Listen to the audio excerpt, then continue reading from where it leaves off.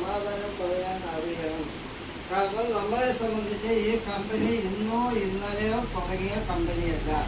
ഇത് ഈ കമ്പനിയുടെ പാരമ്പര്യം എന്ന് പറയുന്നത് ഈ കമ്പനി തുടങ്ങിയത് 1977 ഈ കമ്പനി തുടങ്ങിയത് 1977 ഇതിന്റെ സ്ഥാപകർ എന്ന് പറയുന്നത് ഫാഷൻ ഷൂട്ടിംഗ്സ് പ്രൈവറ്റ് ലിമിറ്റഡ് എന്ന് പറയുന്ന കമ്പനിയാണ്.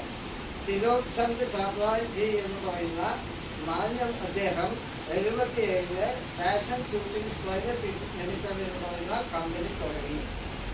2000 ആകുമ്പോഴേക്കും ആ കമ്പനിയുടെ വളർച്ച എന്ന് പറയുന്നത് ഇന്ത്യയിൽ തന്നെ മറ്റ് ടെക്സ്റ്റൈൽ കമ്പനികൾക്ക് തുണി വിതരണം ചെയ്യുന്ന മൊത്ത വ്യാപാരിയാണ്. അല്ലാതെ ചെറിയ തുണിക്കടക്കാരല്ല.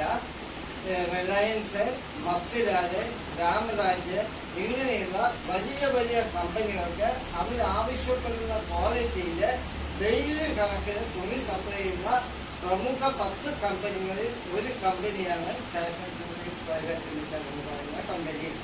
ഈ കമ്പനി അന്ന് അവരുടെ ദീർഘ ബിസിനസ്സില് എപ്പോഴും ഒരു ബിസിനസ്സുകാരനെ സംബന്ധിച്ച് അവന്റെ വീക്ഷണം ഉണ്ടായിരിക്കും. ഇന്നത് ചെറുതാക്കാനല്ല, ഈ രാജ്യം മുഴുവൻ വെട്ടിപ്പിടിക്കണം എന്നുള്ള ആഗ്രഹമായിരിക്കും ഇല്ലേ?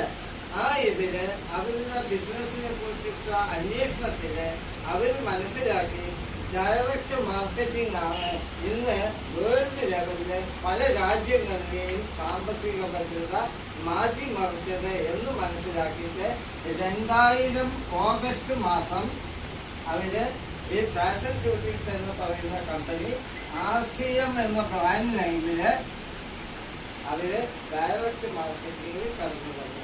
അപ്പൊ എന്നാ വന്നത് 2000 വന്നു അല്ലേ? 2000 വന്ന ആ കമ്പനി അന്ന് വരുമ്പോ ഈ കമ്പനി ഡയറക്റ്റ് മാർക്കറ്റിംഗിന്റെ സാധ്യത മനസ്സിലാക്കി ഏറ്റവും കൂടുതൽ ജനത്തിരക്കുള്ള യൂത്ത്സ് ഉള്ള രാജ്യം എന്ന് പറയുന്നത് ഇന്ത്യയാണ്. ഈ ഇന്ത്യയില് ഏറ്റവും കൂടുതൽ മാർക്കറ്റ് ചെയ്തുകൊണ്ടിരിക്കുന്നത് വിദേശ കമ്പനികളാണ്.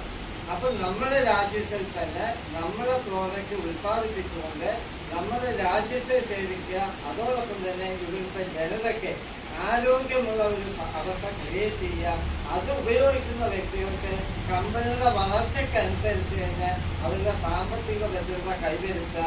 അതുപോലെ തന്നെ വീട്ടിലിരിക്കുന്ന വെറുതെ ഇരിക്കുന്ന സ്ത്രീകൾക്കും ഒരു വരുമാനവും ആരോഗ്യം വീണ്ടെടുത്തുകൊണ്ടുള്ള ഒരു സ്ത്രീ ശാക്തീകരണം കൊണ്ടുവരിക എന്ന 3 മഹത്തായ ലക്ഷ്യങ്ങൾ മുൻനിർത്തിക്കൊണ്ട് ഈ കമ്പനി 2000 പ്രവർത്തനം ആരംഭിച്ചു.